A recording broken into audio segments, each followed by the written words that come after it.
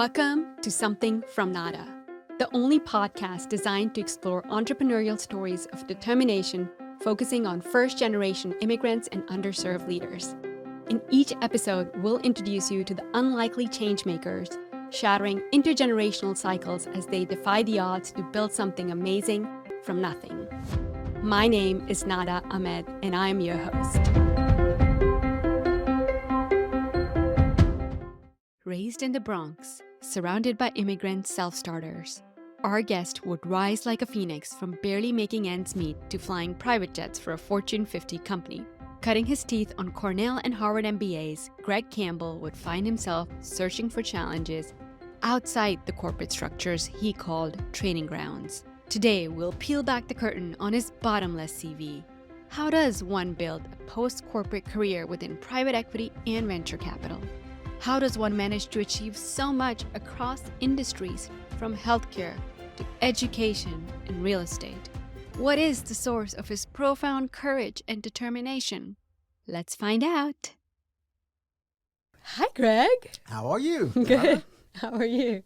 I am ready. You're ready? And anxious to speak with you. Yeah, I'm really excited that Good. you were able to join. How long have you been in Houston? I moved here in August of 2022. 2022. Yes. And before that, you were in Dallas, I was in Texas. Dallas. I moved to Dallas in 1984, if you can believe that. 1984.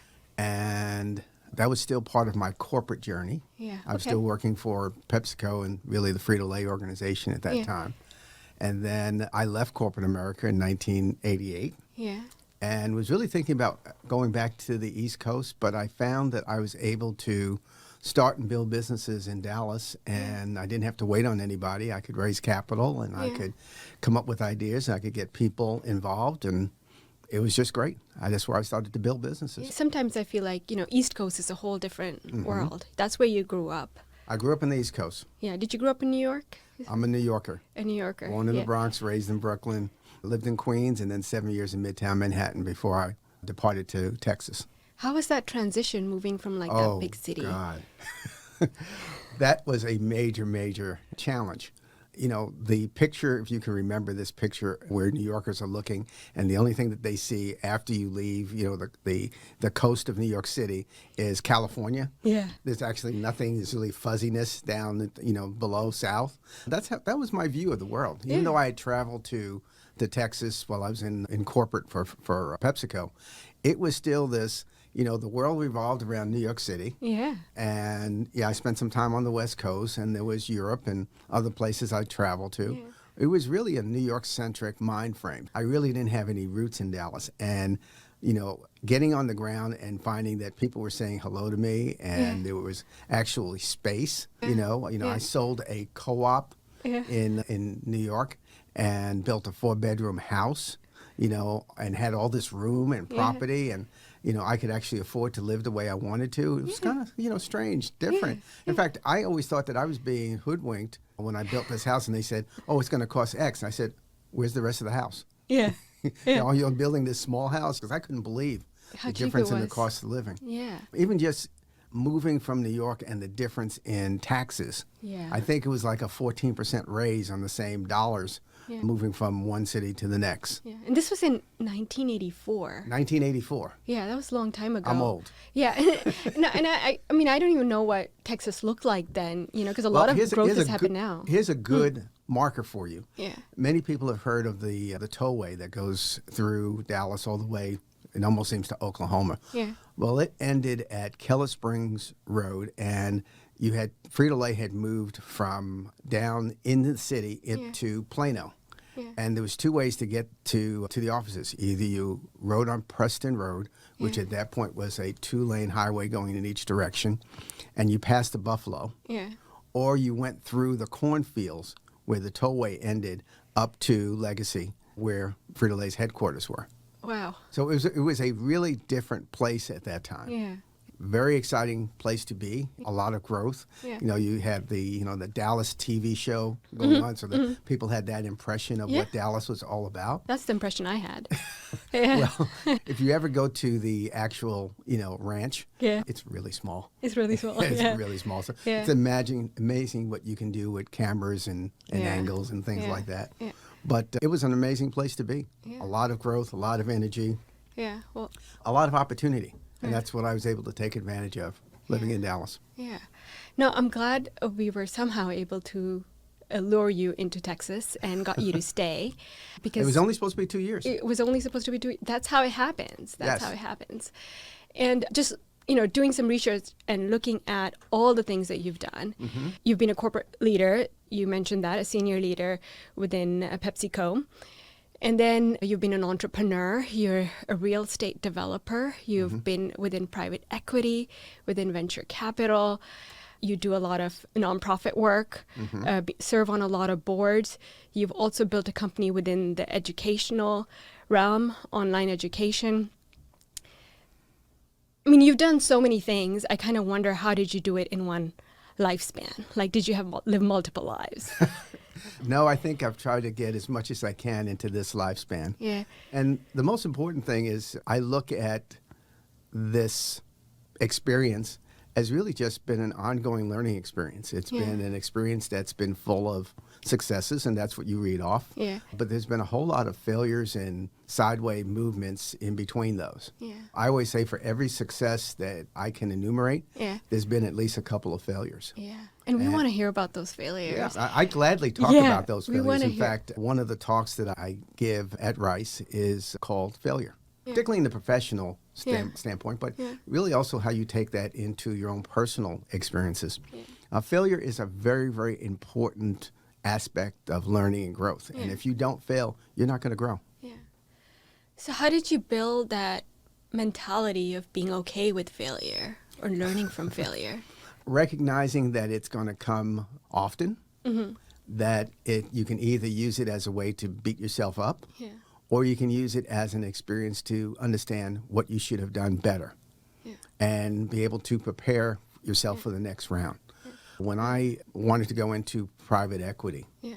I ended up building what was called North Texas Opportunity Fund, which was a fund that was targeted to invest in minorities and women in parts of Dallas that were underserved.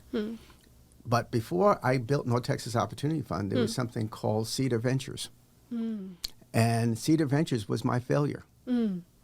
Cedar Ventures, I failed to put together the right documentation. I failed to attract the right kind of investors, to build the right kind of team. And after about 11, 12 months worth of work, I had to shut that down. That was a failure. Yeah. But I learned enough from it that when I saw another opportunity, Yeah. I knew what to do. Yeah. And when did that opportunity come? Like, how long afterwards? Oh, about 2 years later. 2 years later. About 2 years later. Had you given up on the idea, or you were like, okay, that didn't work?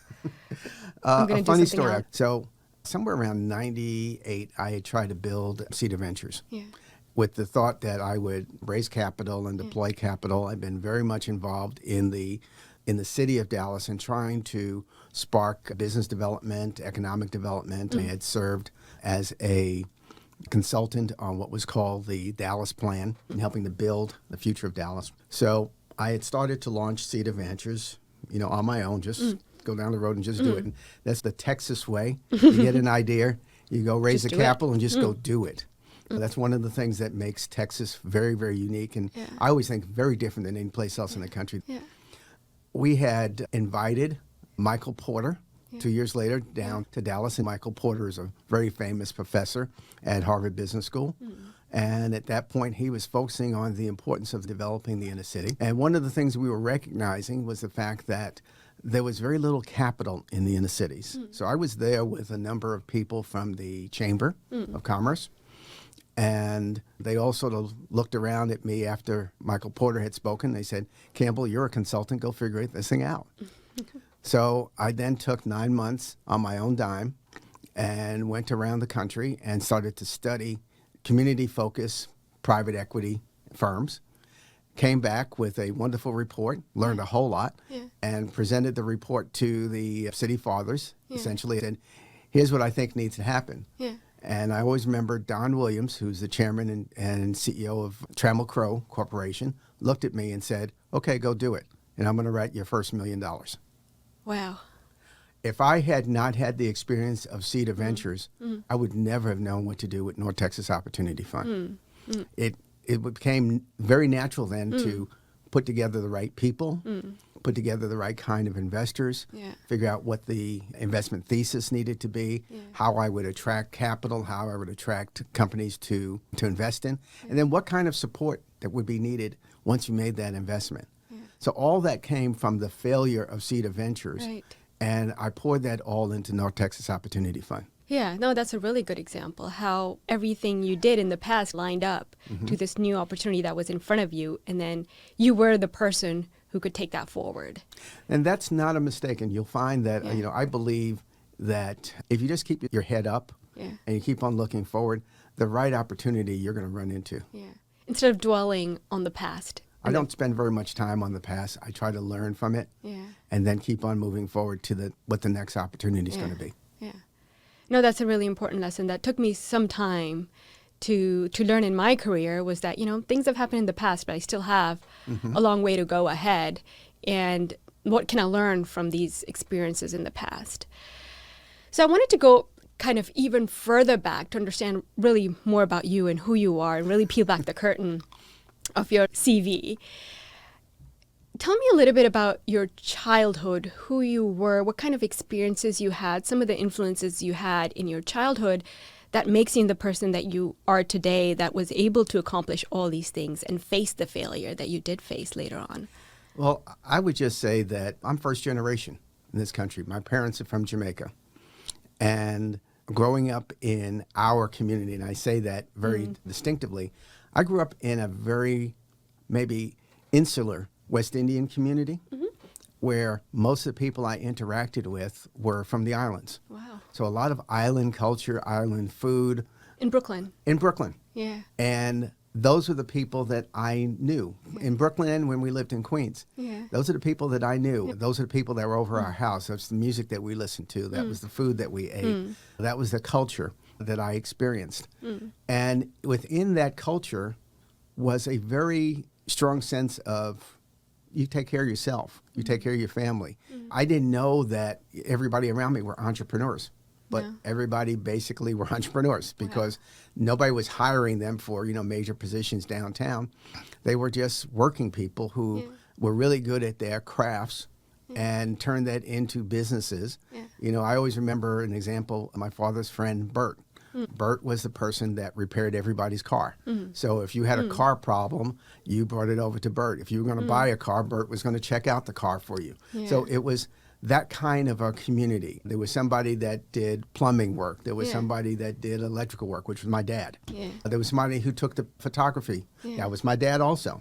So anything within that community was a person or a group of people who were designated to do that, and they did all that work. If you needed some sheetrock repaired, there was somebody who did that. So that was the kind of community I grew up. But even if I dial it back even a little further, when I was born, I spent the first maybe year or two in the Bronx, which is where my parents were, and they were renting a room from the Swans, and I remember, even at an early age, that when the bell rang in the morning, the Swans took care of me, and both of my parents got up and went to work. Oh, wow. And that was the environment that I knew and understood, and that just seemed normal to me. To this point, I say when the bell rings in the morning, every able-bodied person gets up and goes to work or to school or to do something that will be productive for themselves. When we moved into the projects in Brooklyn. Called the Linden Projects. The Linden Projects were probably a little scary now, but when we lived there, it was a refuge for a lot of immigrants that had moved into New York, into the Brooklyn area. So I grew up among a lot of immigrants, a lot of people who were not from this country. So if I remember, walking in the stairwell of the projects, I'd smell food from every place. I mean, there would be people who would be cooking something from Nigeria or something from India or something from, South Asia or somewhere else. You know, it was a melting pot of different people. We celebrated everybody's holidays. So if somebody had a holiday, you know, the first thing they're going to do is cook food. So we had their food. And I always credit that experience for teaching me how to get along with people, understanding who they are, giving a credence to their culture and the way they did things. It helped me later on when I spent a lot of time in South America, where I didn't speak the language, didn't know the culture, and I was doing business there for 3.5 years because I understood how to get along in different cultures, dating back to the time I lived in Brooklyn in the projects. You know, every parent or adult disciplined all the kids coming out of the playground. If you grew up in an immigrant culture, you understand that, you know. If you did something wrong, you were going to be grabbed up by somebody's mother and brought in the house, and then you got up to your mother and then your father. So, you know, so you got passed along, and, you know, I always tell people you get disciplined along the way up the stairwell or up the elevator. You're corrected all the time. Yes. And I loved what you've described, the sense of community that you grew up in. And I can see how then how it shows up later on in your work, this understanding, this inclusivity of understanding the difference within people and appreciating that difference. So that really shows in some of the work that you've done with the private equity work, in which you really focused on minority and women-led initiatives. I'm curious to know about that time kind of growing up there. You said everyone was entrepreneurial around you. And I see that in a lot of communities here in Texas, also the immigrant communities, because you come here with nothing, and then you have to kind of figure out how to make it work, and everyone goes out the door, starts working. And that's what you kind of grow up with. You had those role models around you all the time. Did you have a vision of what you wanted to be when you grew up? First of all, my first vision when I was in high school and then going to college was, I need to make at least $25,000. I wanted to make $25,000. That was my vision, because if I made $25,000, I felt I would be on top of the world. I could afford to live, you know, really well. And that was sort of my goal. As I went through college and then grad school, I saw myself as the CEO of a major corporation. And in fact, I was very specific. I used to walk the streets of New York and stand in front of the Grace building. And for some reason, Grace was a conglomerate, did food and a number of other things. And that company just appealed to me. And it's one of the companies I studied. And I just said, I want to be CEO of the Grace company. And I used to stand in front of the building and just imagine myself coming out of that building and being the CEO. So that's how you live your life in college, imagining that that's what I wanted to do. But my college career was not really about business. No. My undergrad degree is in industrial labor relations, if you can imagine that. How did you get to that? My father was a member of the IBEW Local 3, the electrical union in New York. So I had been exposed to unions. I had a strong desire to study sociology and psychology. There were two subjects that appealed to me very much. But as I looked into the careers in that space, I found that those who had even advanced degrees were driving cabs. And I said, that's not going to get me to my goal of $25,000 a year. No. So I started to look around and say, what else can I do with my interests in sociology and psychology that I could apply and make a really decent living? And because of the union relationship I had through my father, I got interested in industrial and labor relations, being able to negotiate contracts. So as an undergrad, I went to Cornell University. And, you know, this is one of those things that people always smile about. I had no math requirement, no science requirement, no language requirement. How did you get into Cornell, the projects? I did very, very well in Catholic schools. So, again, being in an immigrant family, my mother graduated from high school. My father made it through 8th grade. But there was a tremendous emphasis for all three boys, all of their sons, to get into college. So there was a constant emphasis on doing well in school. A tremendous educational focus. You know, I always tell the story.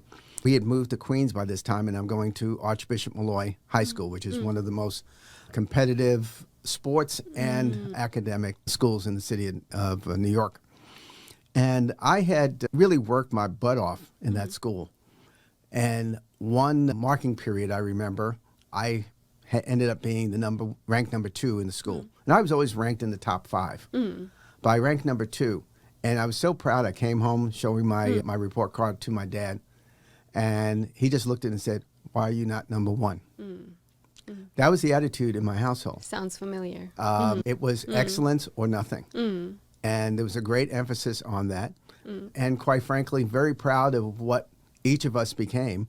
My middle brother now is working for Grumman, and he runs all the technical documentation and training for Grumman, all of their drones. And my youngest brother, who's passed, was a research scientist for NASA in Newport News, and he had his own wind tunnel for his research. Wow. And NASA always asked him if he would go back and get his PhD, and he said he didn't need it. Yeah. And he was probably the smartest of all of us. But Wow. that emphasis in our household was about education and achievement. And we felt that on a day-to-day basis. Were your parents kind of on a daily basis sitting down with you, doing homework, getting No. you interested? No. How did that work, that emphasis? Well, the emphasis was, you do it. You do it. Okay? My parents did not have that level of schooling. You know, they No, would not have they been did able not. to help Yeah. any of us in the math homework and other. They just wanted to know, are you doing your homework? Yeah. Are you doing what you need to do? And they put enough emphasis in us to have us be self-motivated. Yeah. So they were also very, very proud of us. I can remember growing up when any of us would achieve anything, my mother would be dragging us along to meet all of her friends and said, "Look what my son did." So it was always that kind of emphasis. They didn't help us with the work because they didn't know what to do. Right. What they did was just set the environment and the expectation expectations, that we would achieve. Yeah. And then you work all the time getting this positive reinforcement when you were doing good. They were proud of it, and that made you feel good. And you're like, okay, this is something that I want to pursue doing. I also saw how hard my parents worked. Yes. Yeah. My dad, who's passed, was an electrician. Yeah. He spent, probably almost 60 years in the union. Yeah. He worked day and night. He worked shifts. He did everything he could to make sure that we could be who we wanted to be, that we had a roof over our head, we had food, we had things that we needed. Yeah. And my mother was a meat wrapper. You know, she worked at the A&P, Yeah. and she wrapped meat. Yeah. And they were not in these big, great corporate jobs. And they were just regular people working who had a strong desire to see their sons succeed as immigrants to this country and wanting them to be able to enjoy the America that they weren't able to enjoy. Yeah. I mean, and that's one of the things I want to unpack with these podcasts is really understanding like where that ambition and desire comes from. And what you're talking about is really having seen your parents work so hard and making the sacrifices that they made for you worth it, right? You want to make sure that everything that they put into coming into this country to make sure that you could get a better life and you can make them proud. And I think that's what I see echoed in a lot of the conversations we have. Well, one of the things that I have to emphasize too that made me, who I am now is the mentoring that I received along the way. I was very fortunate. I always tell this story. While I was at Cornell, I was a hustler. I brought the same hustle that I had from the streets of, New York into Cornell. I had a zillion jobs and a zillion different kinds of hustle. I mentioned to you that I worked on radio, WVBR, AM and FM. I was the chairman of the board of the student union. I built the first tavern on campus, which made me popular and made me graduate as the outstanding senior. But I also needed to be able to work during the summers. There was no laying around in our house. My dad would just get us out of bed and we went to go work with him, pulling wire or holding lights when he was taking photos. But as I got into Cornell, I needed a summer job. And a company called Continental Can came to our campus, a gentleman by the name of Marty Lieberman. I don't know if Marty's still with us now, but Marty came to interview for permanent people. They were here permanent people, and I just signed up on the list. And when I got to talk to Marty, he said, "So, what year are you in?" I said, "Well, I'm going to be a sophomore next year." And he said, "Well, we're only hiring permanent people." And I said to him, but I need a summer job. And he said, well, we're going to keep you in mind, but we're only hiring permanent people. So when you're ready to graduate, come back and see us. Yeah. Well, I left that. Again, failure. Yeah. I then went during the holidays. Yeah. I went back down to New York. Yeah. I went to his office. Yeah. 633 3rd Avenue. And I went into the office, and they said, why are you here? I said, I'm here to see Marty Lieberman. I met him while I was at Cornell, and I'm in New York, and I'd just like to say hello to him. So they said, well, he's busy really right now. I said, I'll wait. So I waited, and somewhere around 4:45 that evening, he finally came out, and he said, you're that kid from Cornell. I said, yeah, I still need a summer job. He said, you got to understand, I'm not hiring for summer right now. Yeah. I said, I still need a summer job. Yeah. So he asked me to come into his office, and we sat down and we talked for an hour and a half. Yeah. I got a summer job. I worked every summer and every vacation at Continental Can for the rest of my college career because of that conversation. I worked in HR, I worked in international, I worked in operations, but it was because I had that failure and had the desire, I still needed a summer job, and I was going to go get one. Yeah. Persistence and not taking no as an answer. That's it. Yeah. Knowing that you can... But there's even something more important, Nana. Yeah. Marty was the person who, as I was considering what I was going to do after graduating, said to me, you know, you don't need to be going to law school. Yeah. You need to be in business school. Yeah. He convinced me to go to business school. He also wrote my recommendation to Harvard because he was a Harvard Business School graduate. Yeah. And it's just because of that relationship and that ongoing relationship over the years, probably 3+ years, that I had with Marty that led to the fact that I actually got into Harvard Business School. Connections and network are so important, and maintaining those over time are really, really important. He played such an important role in my life and giving me that encouragement. And I'm going to mention one other person if I can. Yes, please.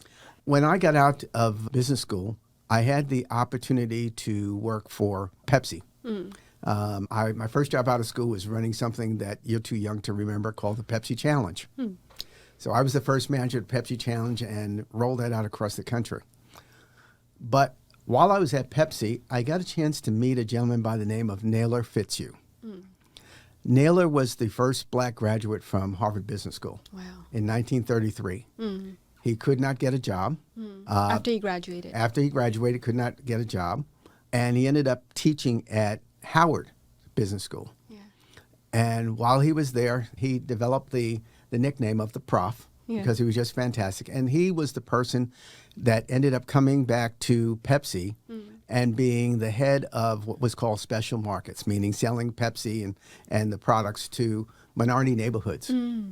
And when I got there, he had retired, but he was still doing some consulting work around. And if you could imagine this, and still stops me every time I think about it, every other Thursday, he would invite us to his house. His wife would cook dinner for the few minorities that were in Pepsi at the time. And he had a chalkboard in his living room. And on his chalkboard, he taught us how to survive in corporate America. Wow. Every Thursday? Or every other Thursday? Every other Thursday he did so that. when he passed, they named a chair for him at Harvard Business School. His portrait is in the main classroom building called Aldrich at Harvard Business School.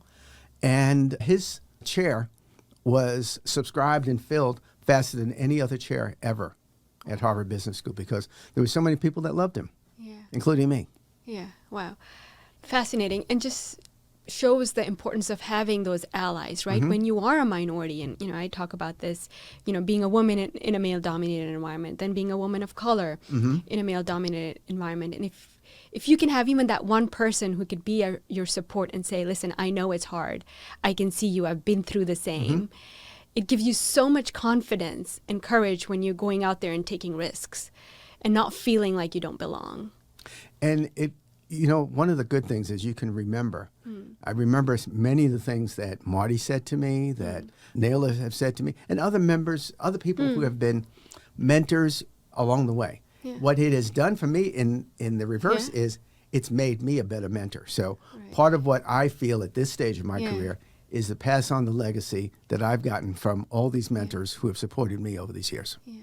Do you remember some of the things he taught you on the whiteboard? How to survive corporate America? Because I'm sure there's a lot of listeners who would want to know. One of the most important things is how to really work in a matrix organization.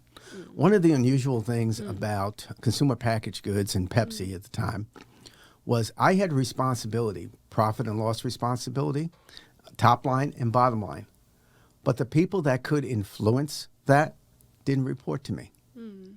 So my responsibility was to figure out how I could persuade them Right. to do what I needed them to do. Yeah. That's one of the things I learned from Naylor. Naylor would talk very specifically about how do you continually to make positive impressions on people so that you can get their support, get them to help you when you need help. He said, always remember, people are willing to talk about themselves. So one of the things you do is when you meet somebody that may be new or maybe a new boss or a new significant person in your organization, invite them to sit down and have coffee with you Yeah. and ask them to tell them a little bit about their story. Sort of like what we're doing right now. Yeah. Yeah. And you'll be amazed that two things will happen. One, you will learn a lot about that individual. And two, that individual will have a bond with you now because they've shared their story with you. That's one of the most important things I learned from Naylor. Building relationships. Building those relationships and how to do it in a situation where the relationship is critical to your own success. Right. And is that kind of that working in a matrix organization? I think it's really interesting because I've also worked in a matrix organization where your KPIs don't necessarily align. You know, the person who you're really dependent on is reporting to somebody else. And you also teach a course on corporate governance. I've taught a or course you've on taught, I've taught taught a course it at corporate governance. University of North Texas. University of Dallas. University of Dallas. Is that kind of connected? What you like corporate governance? What does that really mean? It's a word that's really often confused me because I had a boss who often spoke about like when we ran a big project was like we really got to get the governance in place, and I didn't really quite know what he meant by that. Well, first of all, I'm going to emphasize you should bring the same governance knowledge to both your for-profit and nonprofit organizations. Corporate governance defines that there are rules for how a business should be run, the responsibility of having plans, living and operating within the laws and regulations, the selection of people, the strategy that is developed, and the fact that there needs to be a group of people who represent the stakeholders. Sometimes those stakeholders are investors. Sometimes those stakeholders are customers. Sometimes those stakeholders are the community. In today's world, it's all of those. Right. So governance is about representing the interests of those that are not just working in the organization. It's representing the employees' interests, yes, you do, but it's shareholders, community, customers, vendors, and making sure that everybody's treated on the up and up. Yeah. That's why there are audits. There's an audit committee. Yeah. There's a committee that oversees any issuance of equity. There is a finance committee to make sure that what is being said to others is actually true. There's a strategy, there's strategy discussions. It's the one place that the CEO of the organization has to report to. Yeah. It's like making sure you have all the checks and balances in place. And it is the checks and balances. It's where the checks and balances comes. And in fact, Nada, this is one of those things that over time I've taken great pride in doing. I consider myself now a very good board member because I've served on a number of different boards, from small company boards to large company boards, for-profits, very small arts organizations, to very, very large not-for-profits with billions of dollars. And I always try to apply the same common sense, and that is, how are we treating people? Are we following the rules? Are we being fair to our employees or our other stakeholders? And are we making sure that the management team has the right freedom to do what they need to do and also has the checks and balances so that they have to check in. One of the things when I taught the corporate governance class, I used to emphasize the difference between management and board member. Management actually does and implements the business. The board members are about policy. Right. And don't get them confused. In fact, I'll just give you a little insight. I had a conversation with the CEO the other day of a company I serve on the board of, and I had made an assertion during a board meeting that I looked back and I said, I may have overstepped my bounds in terms of the assertion. So I called up the CEO and I said, I'm apologizing to you because what I said was really in your playing field, not in mine. Mine was about the policy. How you implement that policy, what you do, and what results you get is how we judge you and your performance. So if I'm getting into the middle of that, it confuses how we're going to measure you. Yeah, and that is such important advice. I've served on some boards myself, and often there's no differentiation of, what's the executive responsibility of the CEO. They can also sometimes bring issues to the board that are not really the board's responsibility. Of course, the board can discuss it and give their opinions. And then, but when that happens, the board then can say things that really impact the decisions that they're going to make without having that complete buy-in, perhaps. So I think that's really good advice. Also, I think for entrepreneurs who are trying to set up a board, is there something in specific you would like to maybe tell them? I don't know if you serve on boards of sort of companies that are rising or growing. Well, I run a venture capital fund, so we have 9 investments right now. Yeah. And I serve on the board of probably 3 of those companies today. So these are young companies, right? Very early stage, just forming their first boards for real. They've had the insiders. Now they're starting to bring some outsiders in, and usually as an investor, I get to be invited onto those boards. First and foremost, I make sure that the CEOs and management team understand how important a board meeting is and how to prepare for a board meeting. It's not something you just sort of walk into. No. There's prep. There is board materials that need to be distributed ahead of time. There's key things that board members are looking for. How are we doing financially? How are we doing operationally? How are we doing from a people standpoint? What feedback are we getting from customers? What's the status or performance against certain strategies that you've implemented? Where you are in case for us where we do a lot of healthcare deals, where are you with the regulators? Okay, what kind of feedback are you getting from those who are actually using your product? What's your growth projection? Where are you projecting the business is going to go? And over what time frame? And one of the most important questions I ask when I walk into the board meeting, where are we with cash?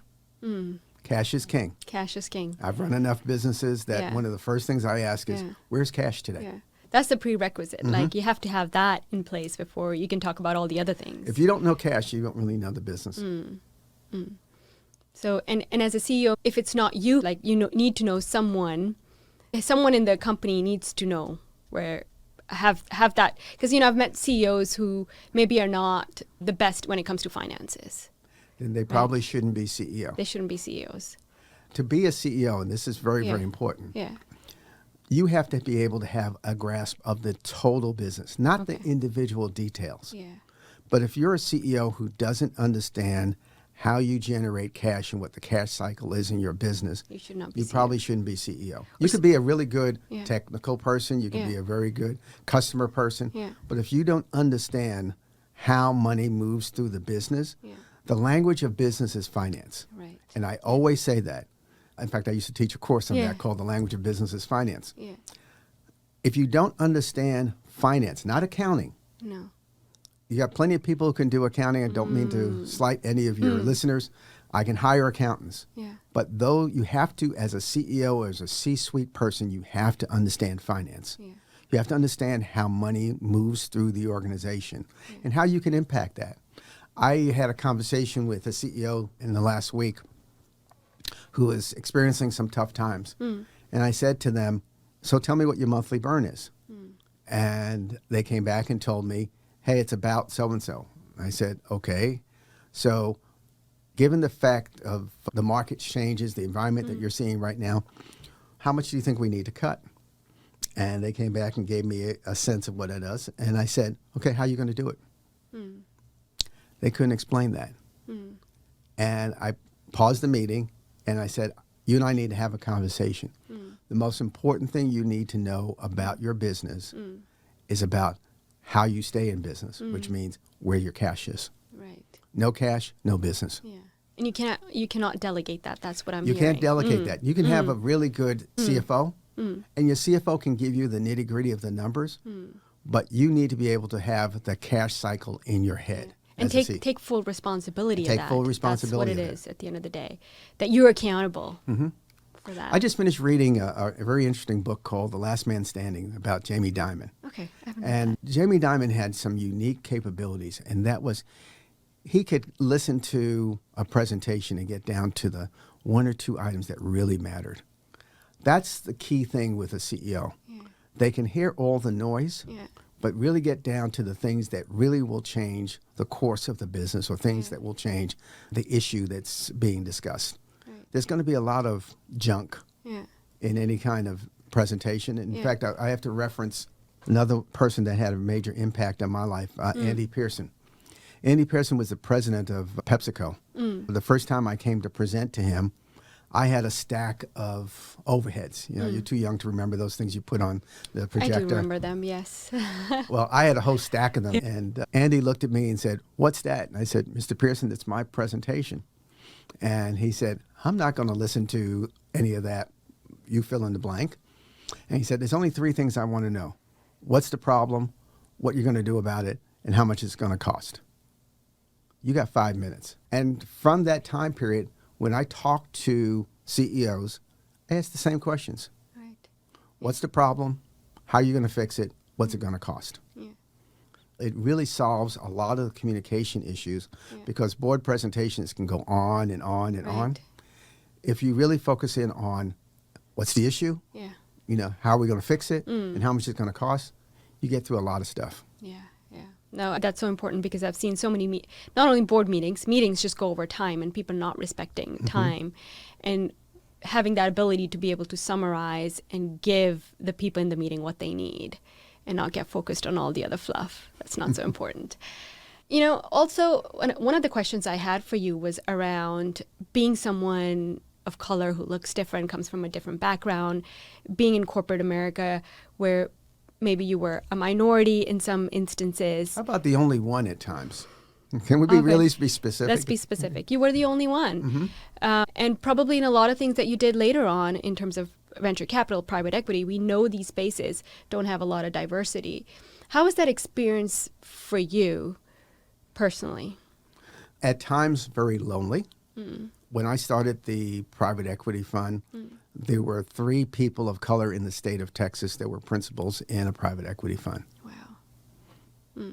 Nealon Youngblood, John Ware, and myself. They were the only 3 in the state of Texas Wow.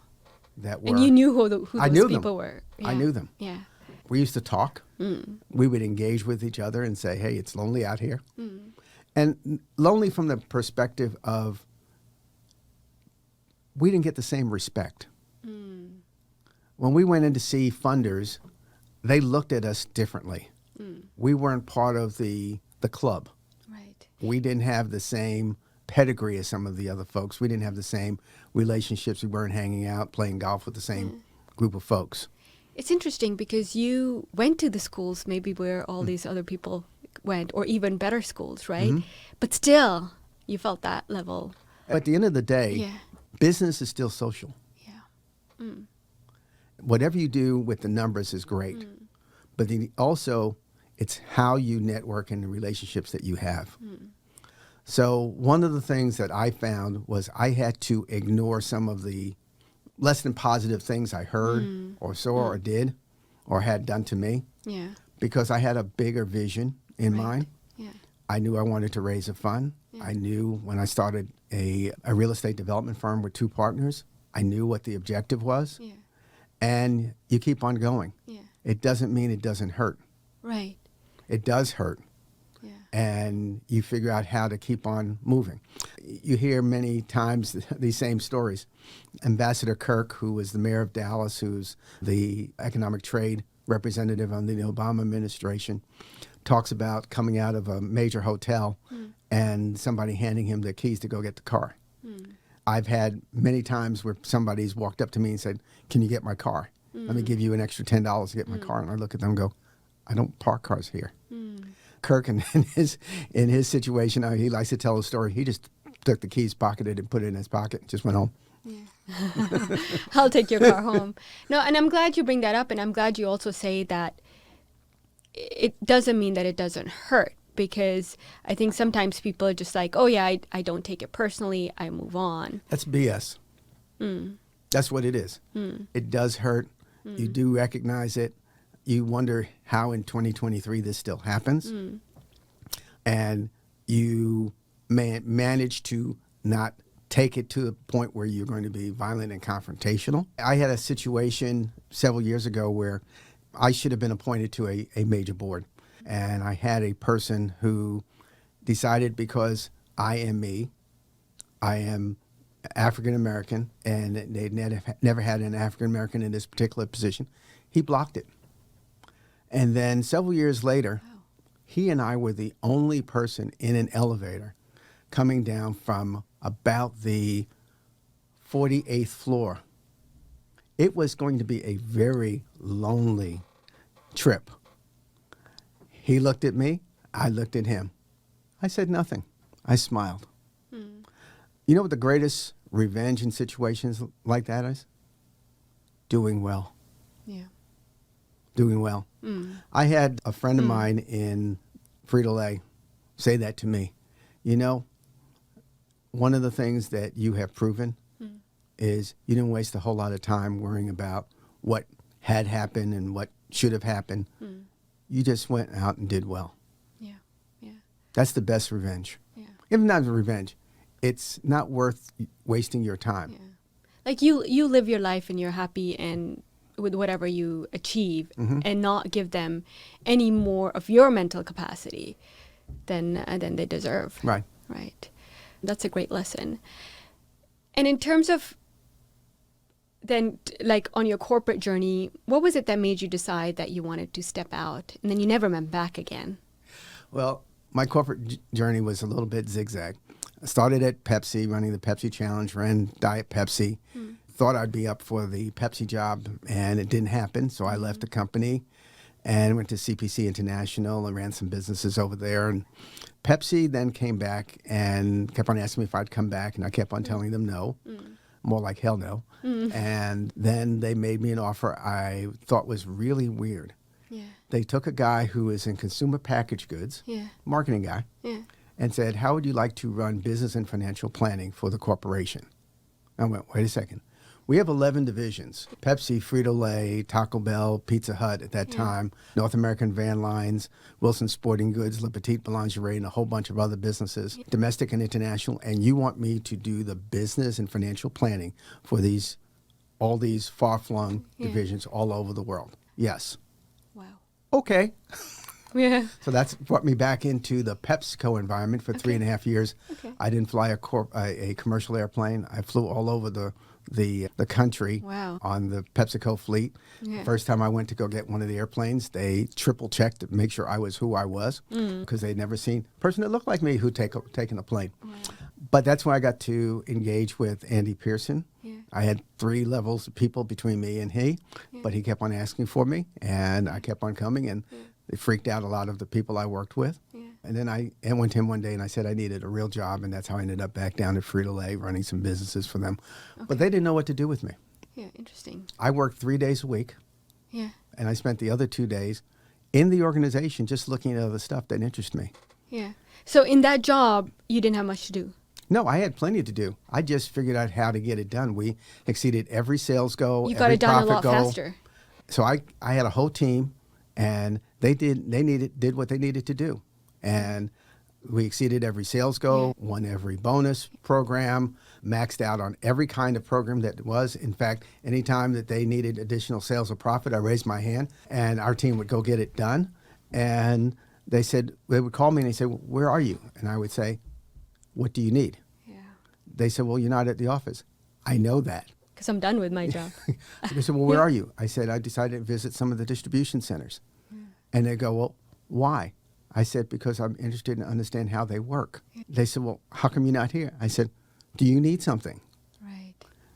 My people have it. You worked differently. I think that's maybe perhaps speaks of your leadership. A lot of leaders that I've seen in corporate, they're too busy being in meetings that they shouldn't be because they can't leave that responsibility to people under them. My goal, Nada, is really strange. I say this and people sort of look at me kind of strange. I want to do nothing. My job should be strategy, thinking, finance, people. Yeah. If I do that right and inspire the people, I should be doing nothing. Yeah. I should be doing, physically, me doing nothing. As a leader. As a leader. Yeah.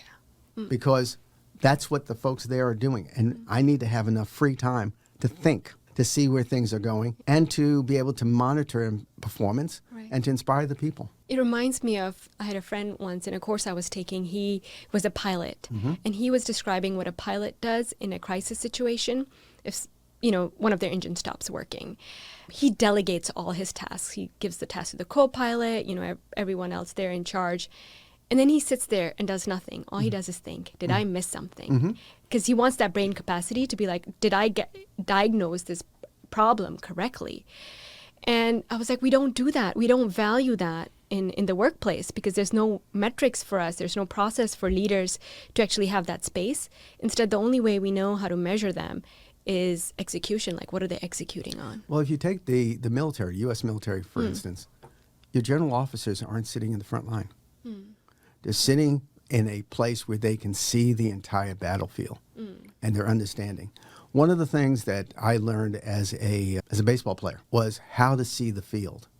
So my role really as a player, I was never a great hitter or great runner or fielder or whatever, was really to understand how the game worked and then figure out the strategy, how we could win. So I got the privilege of playing for Coach Curran, Jack Curran in New York. And Coach Curran would, come to me and say, Greg, I need you to, he would basically say, Campbell, I need you to get the runner from first to third. It was my job to figure out how to get it done. Sometimes I'd get up, and I'd bunt. Sometimes I'd swing away and hit a chopper. Sometimes I would get a ball that would hit a bag. There was something that I was going to do to move the runner. And I was successful more often than I was not. I was delegated the responsibility for setting the infield when I played first base because I had a good sense of what the batters were doing and how the infield should be set. So my role has always been strategy. I'm a good strategist. Did you feel like ever that wasn't valued as much because that's not something you can measure? Yeah, it is. But the older I get, the more I see it is. I'm at this stage in my career where I tell people the most valuable offer I have is wisdom. I've done a lot of different things. I know how things are supposed to work. I still have the strategic view, and I have enough points, dots on the map. I know how to connect them. So I can share with you the wisdom that I have now that maybe 10, 15 years I didn't have as much. Right. I think as you get older, you just get smarter. Yeah. No, I do believe that. So with the wisdom that you have now, if you could go back 30 years from now, what advice would you give yourself, or is there a specific thing that happened in the past that you can look back and would have given yourself a different advice to do something differently? Oh, I'd give myself a lot of different advice. First of all is don't worry about stuff. It's all going to work out. There are things where you fail and you go, oh my God, life is over. It ain't. It's an infinite game. It's an infinite game, and you just got to keep on playing. Second thing I would have said to myself is move faster. Yeah. Faster than you've moved? Yes, move faster. There's so much more that I want to accomplish in life right now that I always think of myself. I said, all right, now can I get that done? Because I have more years behind me than I have in front of me. Yes. And I say to myself, can I get all the things I have in my head done? And I don't know how I can do that. I'm trying to do that through others, but I would have moved a lot faster. I would have built a lot larger, and I would have a lot more fun. Yeah. I've But had fun, but I would have a lot more fun. I want to unpack that a little bit because Okay. I have a coach who says to go fast, you have to slow down. Yes, and I agree with that. To go fast, you have to slow down. By that, I mean is to go fast means you want to achieve goals, then you have to be able to be strategic in achieving those goals. That's, yeah. Okay? Quite frankly, I've been able to live the dream of being a CEO of a conglomerate. I look at the various things that I'm doing right now, and I must say grace over about 5 or 6 different kinds of businesses right now, and it's all fun. But I didn't recognize it. I thought about it from the standpoint of standing in front of Grace, and looking up and going, "Hey, I want to be the CEO of this company." And you it didn't. You didn't become the CEO of that company, but you I've become become the CEO CEO of of many many other companies. companies. Yes. Did you reach that moment when you realized that I've achieved that vision? No. That's where you need to slow down. Yes. Yeah. And that's the challenge of me Yeah. looking and going, okay, have I succeeded in the goals that I have set? And in fact, one of the things that is part of this slowing down, Nada, is that I have been in a serious self-analysis around 2 questions. Yeah. Who do I want to be, and what do I want to do? They sound like very, very simple questions. And then I engaged as part of that, what are my goals and objectives? And I have to get that down to 3 to 5. The guy who runs Berkshire Hathaway, he recommends that you have no more than 5 goals. So I sat down and I started to write those goals down. And it's taken me maybe about 3 or 4 months to get it to where I want it to be. And at first it was very, very, very specific goals. But then I learned to write them not in terms of specific economic goals or places or things.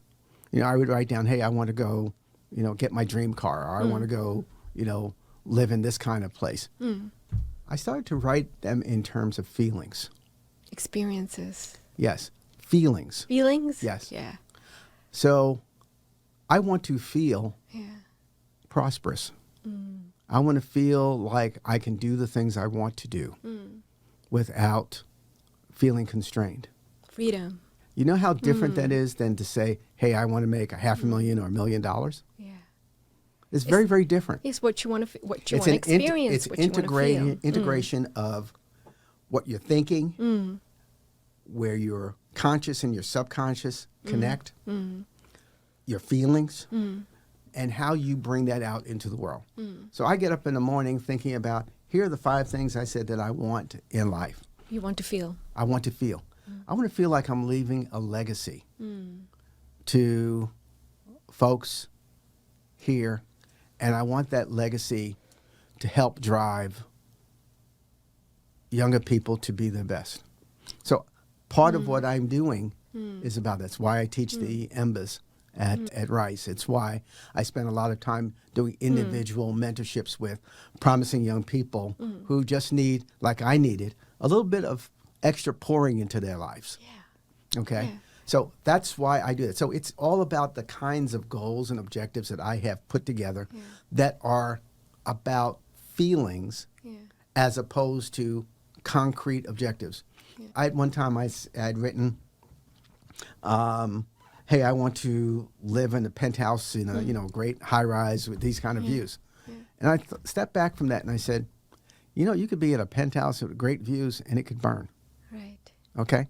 What I then understood was what I want to do is have the feeling of being free and having connection with the environment and being around the sun, connected with water, being able to live an urban life and also a life by the beach and enjoy the sea and enjoy the city.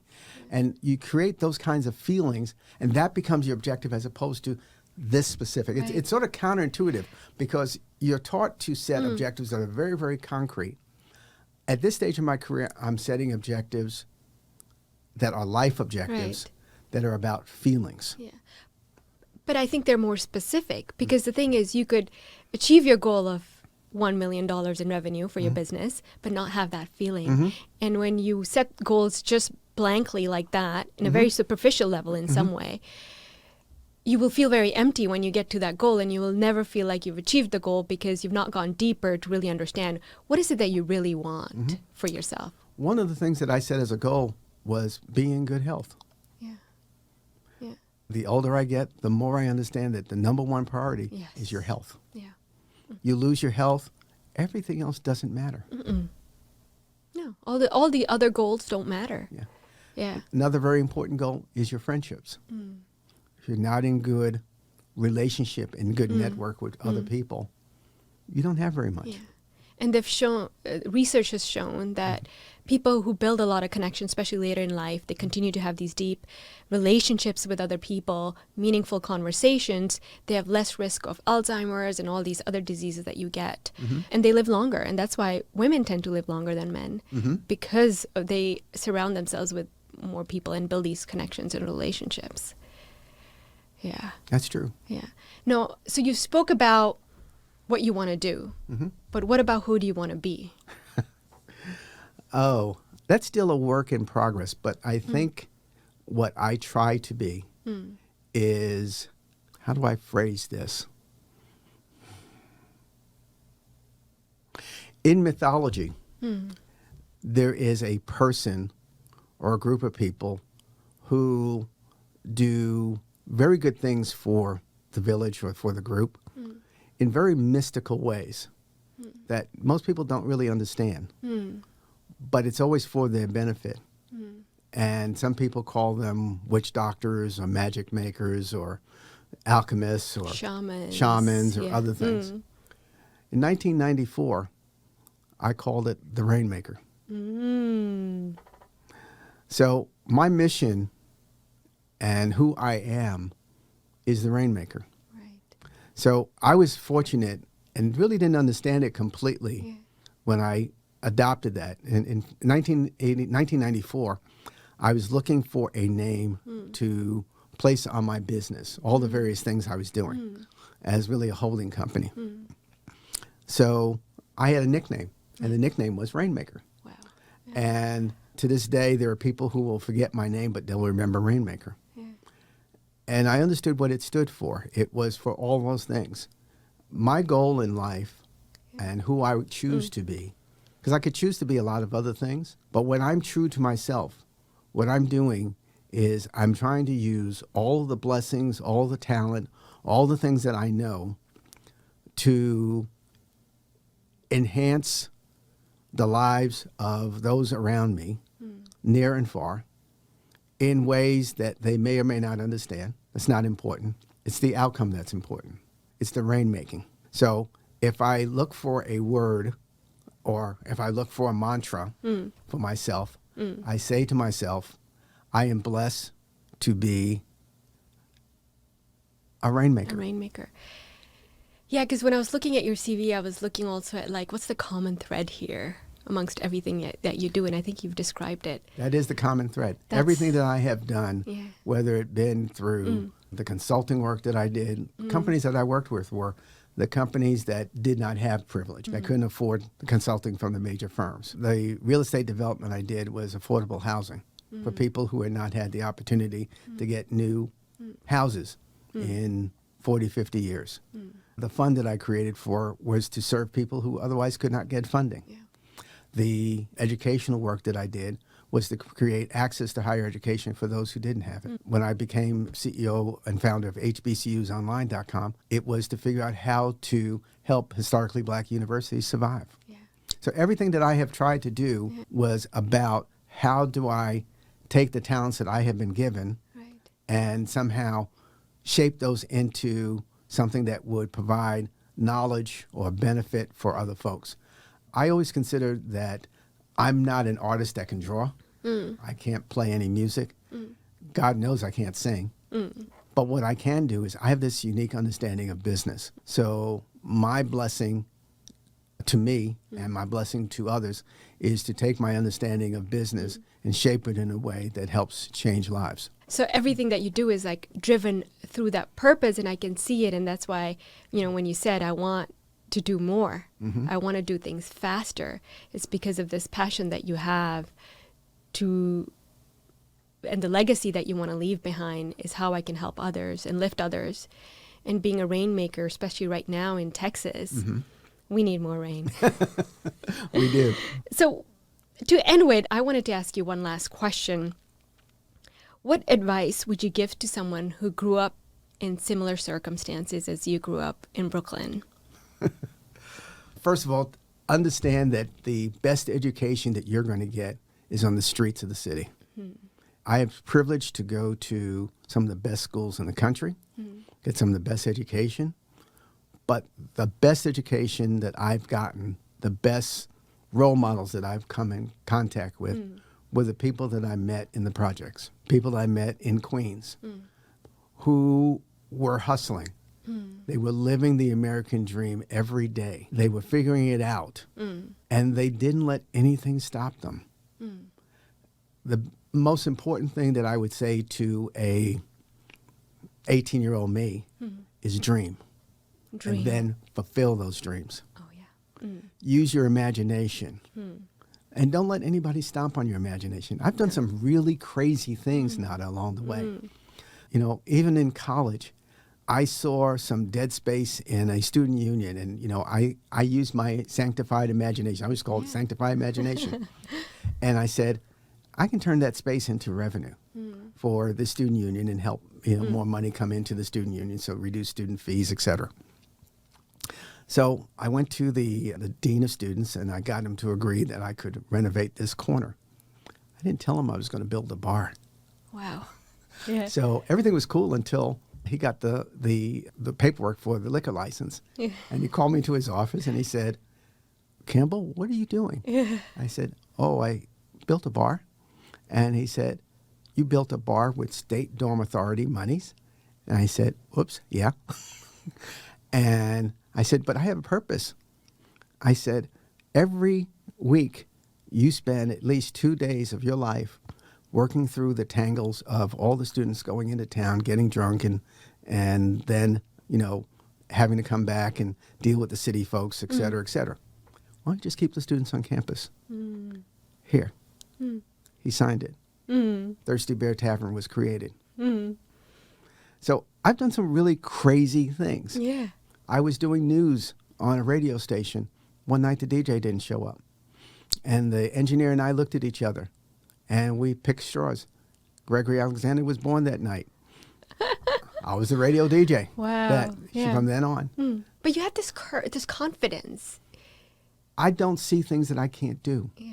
If I can imagine it, I can do it. The hard part for me is not the doing. Yeah. You trust you can do it. I trust I can do anything. Yeah. And maybe that's a God-given ability. But what I truly work on is the imagination. If I can imagine it, if I can see it in my head and my spirit, I can go do it. Yeah. So that's the number one advice. And I would double down on that. Sometimes people tell me, like, let's be realistic here. And I'm like, no, let's not be realistic. Let's dream bigger.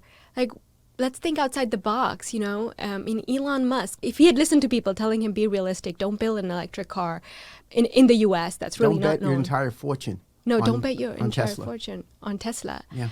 Then, we wouldn't see the electric car revolution that we're seeing today. And and there's so many such examples. If Jobs didn't dream, most of the great accomplishments in life have been as a result of people doing things that others said they couldn't do. I would say to a younger me, don't hear the naysayers, dream, imagine, then fulfill those things that you have in your imagination. Just go for it. Because you know what? If you fail, just pick yourself up and go do it again. Yeah. Because it doesn't end here. It doesn't end here. What a great note to end our conversation on. Thank you so much, Greg. Wow, we covered so much, and I got to know you so much better. So thank you for being here today. Thank you, Nada. Thank you for listening to the Something from Nada podcast. Hey, you made it this far. Give us a like and follow. If you'd like to learn more about how you can be a guest, a sponsor, or want to learn about my book, Determined to Lead, head to my website, www.nadaahmed.com. That's www.nadahmed.com. Thank you.